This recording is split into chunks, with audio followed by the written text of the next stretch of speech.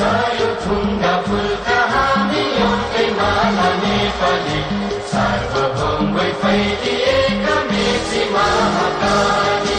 सयुथुङ्गा फुलका हामी एउटै माला नेपाली सार्वभौम भई फैलिएका मेची महाकाली प्रकृतिका कोटि कोटि सम्पदाको आचल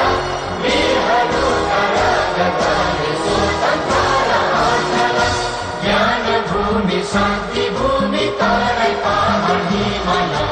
अखण्ड यो प्यारो हाम्रो मातृभूमि नेपाल